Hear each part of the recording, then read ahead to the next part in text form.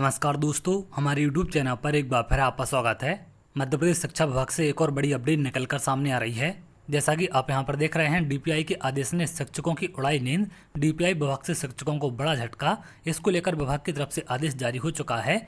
अगर आप यहां देखें, शिक्षकों की उच्च पद के प्रभार की काउंसलिंग में बीएड अनिवार्य। तो यहाँ पर बीएड को उच्च पद प्रभार के लिए अनिवार्य किया गया है, जिसको लेकर तमाम शिक्षक परेशान हैं। इसको लेकर आदेश भी जारी हो चुका है। अगर आप यहाँ देखें, लोक शिक्षण संचालनालय मध्य प्रदेश की तरफ से आदेश जारी किया गया है। योग्यता स्तर स्नातकोत्तर बीएड हेतु सक्षम स्तर से अनुमति की जानकारी एवं वरिष्ठता सूची में बीटीआई बीटीसी डीएड जिन लोक सेवकों की वस्तु स्थिति की जानकारी विषयक, तो यहाँ पर इनकी जानकारी मांगी गई थी। जिनके पास बीटीआई बीटीसी डीएड है और इनके पास अगर बीएड नहीं है तो इनको उच्च पदभार नहीं दिया जाएगा, जिसको लेकर यहाँ पर अपडेट निकलकर सामने आ रही है। बीटीआई डीएड की योग्यता वालों को नहीं करेंगे शामिल, तो इनको काउंसलिंग में शामिल नहीं किया जाएगा। यहाँ पर तमाम जानकारी दी गई है। शिक्षकों की उच्च पद की प्रभार की काउंसलिंग में बीएड अनिवार्य कर दिया है।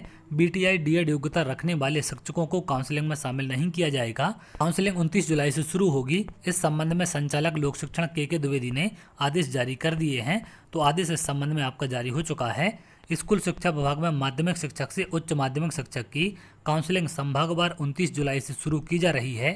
काउंसलिंग में जिला उत्कृष्ट में पद रिक्त होने पर उसे काउंसलिंग से अलग रखा जाएगा। पद रिक्त होने पर जिला उत्कृष्ट में उन्हीं लोक सेवकों को पदस्थ किया जाएगा जो चयनित होकर पूर्व से जिला उत्कृष्ट में कार्यरत हैं। सीएम राज्य में चयनित होकर पदस्थ लोक सेवकों में सीएम राज्य में रिक्त पद होने पर सीएम राज्य में ही यथावत पदस्थ किया जाएगा।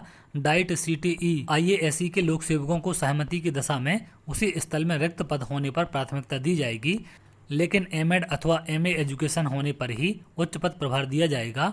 उच्च माध्यमिक शिक्षक के लिए बीएड योग्यता अनिवार्य है, तो यहाँ पर उच्च माध्यमिक शिक्षक बनने के लिए बीएड योग्यता अनिवार्य की गई है। बीटीसी बीटीआई डीएड या अन्य उपाधि के लोक सेवकों को काउंसलिंग में शामिल नहीं किया जाएगा। वहीं काउंसलिंग को लेकर शासकीय शिक्षक संगठन के कार्यकारी अध्यक्ष उपेंद्र कौशल ने विभाग के अधिकारियों पर भेदभाव के आरोप लगाए हैं। कौशल का कहना है कि विगत वर्ष की काउंसलिंग में बीटीआई डीएड योग्यताधारी शिक्षकों को उच्च पद प्रभार प्रक्रिया में शामिल किया गया था, लेकिन वर्तमान में उच्च पद प्रभार प्रक्रिया की काउंसलिंग में बीएड प्रशिक्षण योग्यता अनिवार्य करने से हजारों माध्यमिक शिक्षक उच्च पदभार की प्रक्रिया में शामिल नहीं हो पाएंगे।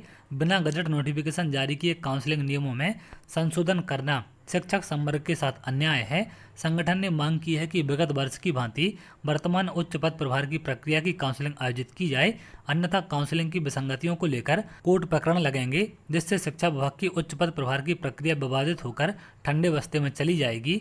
वहीं दूसरी तरफ प्राथमिक को समकक्ष पद उच्च श्रेणी शिक्षक तथा माध्यमिक को समकक्ष पद व्याख्याता पर उच्च पद प्रभार दिया जा रहा है, जो कि विसंगतिपूर्ण है। प्राथमिक को माध्यमिक के पद पर तथा माध्यमिक को प्राचार्य हाई स्कूल के पद पर उच्च पदभार दिया जाना चाहिए।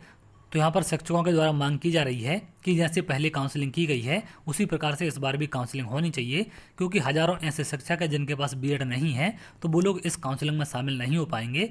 यहाँ पर इनके द्वारा हाईकोर्ट जाने की भी बात कही गई है। यहाँ पर आप विभाग का आदेश देखें तो इसमें यहाँ पर तमाम जानकारी आगे आपको दी गई है। माध्यमिक शिक्षक की संलग्न सूची में जिन लोक सेवकों की व्यावसायिक योग्यता बीटीआई बीटीसी डीएड डीएलएड है, जिनमें सम्मिलित कोई माध्यमिक शिक्षक यदि बीएड योग्यताधारी है तो मूल अभिलेख से मिलान कर संशोधन हेतु प्रस्ताव प्रमाणित अभिलेखों सहित संचालनालय को दिनांक 26/7/2024 तक अनिवार्य रूप से भेजना सुनिश्चित करें। तो यहाँ पर माध्यमिक शिक्षक जिनके पास बीटीआई बीटीसी डीएड या डीएलएड है, उनकी बीएड की योग्यता मांगी गई थी। तो जिन भी माध्यमिक शिक्षकों ने बीएड की योग्यता अपडेट की है, उन्हीं को उच्च पदभार की काउंसलिंग में शामिल किया जाएगा। तो चलिए आगे वो जो भी अपडेट निकल कर सामने आएगी मैं आपको जरूर शेयर करूँगा। अगर आप ऐसी जानकारी चाहते हैं तो हमारे चैनल के साथ जुड़ सकते हैं, जिससे और भी इंपॉर्टेंट अपडेट आपको मिल सके। बहुत जल्द अगले वीडियो में मिलेंगे, तब तक के लिए बहुत बहुत धन्यवाद।